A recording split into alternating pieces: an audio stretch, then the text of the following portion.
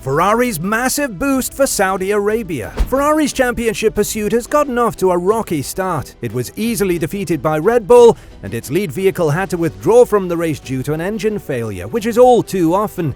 After the season's first race in Bahrain, new team principal Fred Vasseur stated that he had to keep to what he had said before the race, which was that Ferrari couldn't win or lose the title in the first race. Their rocky start to the new season included none of the nice things that occurred when things went wrong last year. And despite all that, Ferrari will receive a massive boost for the Saudi Arabian Gran Prix. More on that later. For now, enjoy the video. There was a bad omen for Leclerc and Ferrari even before the Bahrain Grand Prix. His power unit required a new energy store and was in charge of electronics after he qualified. This indicates that there was an issue with the battery pack that Ferrari needed to investigate.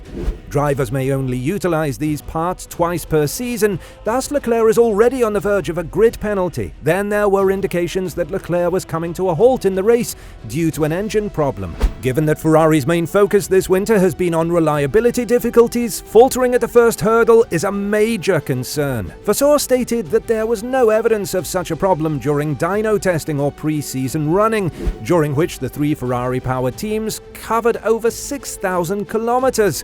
Ferrari didn't have a quick fix for the battery or engine issues, but it's evident that this is a very typical feeling. Last year, when Ferrari suffered its first engine failure in Spain, jeopardizing Leclerc's title ambitions, he worked hard to mask his disappointment and instead boosted up his crew. He was still in the championship race, his car was still quite fast, and he believed he had a good chance of making up for it. But his attitude shifted after his aspirations for 2022 fell through, and it appears that he began this year in the same manner. There's a warning for Max Verstappen. Charles Leclerc's about 2 car lengths behind you. Leclerc only did one qualifying run in Q3 so that he could start the race on fresh, soft tyres. He lost the lead by 0.3 of a second, and the distance would have been even less if he had ran again in Q3, but he could not have defeated the Red Bulls.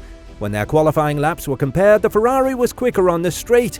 This demonstrated that the team had made progress toward making its car have less drag, but nothing on his second run suggested he may have been in contention for pole. Even though Ferrari isn't far behind Red Bull on a single lap, it would be a stretch to argue it is just as fast. So Ferrari has a number of issues. Even if it was nearly as quick as Red Bull in qualifying, it wasn't. Even when their tyres were the same as Red Bull's or they had a slight advantage, such as brand new tyres, the Ferrari was losing at least a half second per lap. Given how fast Red Bull was during the race, one has to wonder how much of the RB19's full potential was revealed.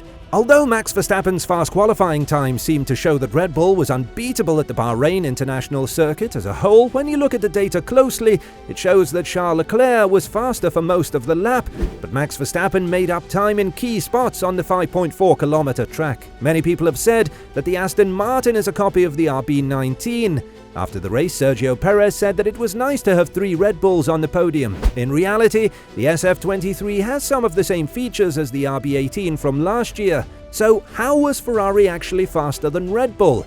We now know that Red Bull started the 2022 Formula One season with a car that was about 12 kilograms heavier than the limit, and that a big part of its development plan was to get closer to the limit. On the other hand, the Maranello team's car was closer to the weight limits last year. Instead of focusing on the car's weight, the team chose to work more on the engine's power and reliability for the 2023 F1 season. The telemetry data backs up the decision made by the Italian team. When you compare Charles Leclerc's best lap in the final stages of qualifying to Max Verstappen's best run, you can see that the SF23 car was better on all the main straights of the Bahrain International Circuit, reaching a top speed of 298 kilometers per hour in the speed trap, compared to 295 kilometers per hour for the Dutchman. During the last championship, this situation was exactly the opposite. The RB18 single-seater was better on the straights than the F175, but Charles Leclerc made up some of the difference on high-speed sections and when leaving a corner. The data from the Bahrain weekend shows that the downforce created by the RB19 is the main reason Max Verstappen was able to beat the Ferrari car, especially in the high-speed turn 7 and turn 12 corners. The Red Bull car has much better acceleration acceleration coming out of the difficult turn 10,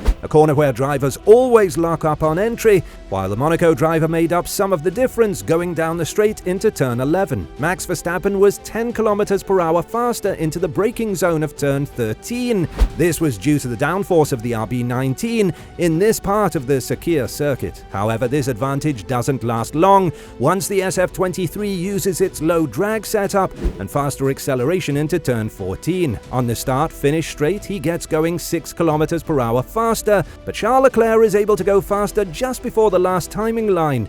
Unfortunately for the Maranello team, this isn't fast enough to keep up with Red Bull. The Italian team needs to find ways to get better during the season, or it will only be able to compete with the Austrian team on tracks like Monza and Spa-Francorchamps.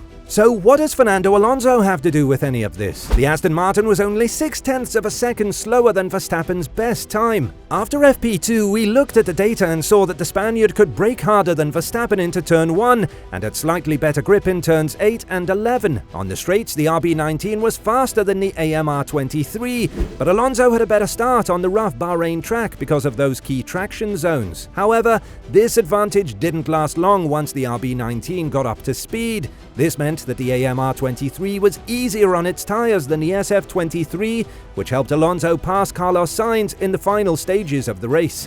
As the analysis showed, Aston Martin was about 0.3 of a second slower in race trim than Red Bull. This made it impossible to catch them, but Ferrari's straight-line speed is better than Aston Martin's, so it should be easier for Ferrari to beat Aston Martin. Also, Bahrain is the hardest track of the year on tyres, which is why Leclerc didn't run twice in Q3 to save a set of softs. This is something the SF23 still has from its predecessor. The second Grand Prix of the season is coming up soon at the Jeddah track in Saudi Arabia. Both the Ferrari team and their fans are very excited. After the first race in Bahrain, where they didn't do as well as they'd hoped, the team hopes to make a strong comeback. The good news is that the track in Jeddah is a much lower degradation track than the one in Bahrain. I think he's seen it, and I don't think he really wants to fight this one because he knows. This means that the tyres will last longer and the drivers will have more grip, which will help Ferrari. Ferrari has always been one of the best Formula One teams and has done well for a long time. In recent years, though, they have had trouble keeping up with their competitors, especially Mercedes and Red Bull last year. But because the Jeddah track is a new chance, the team is determined to show that they are still a strong team. In the end, Ferrari will have a lot of chances to make a comeback and show the Formula One world what they can do. With a track that wears out less quickly than Bahrain and a desire to do better, they have reason to be optimistic about their chances. The team is still focused on the task at hand, and they have good drivers who are hungry for success. Even though it is still early in the season, Ferrari has a good chance of winning if everything goes well on race day.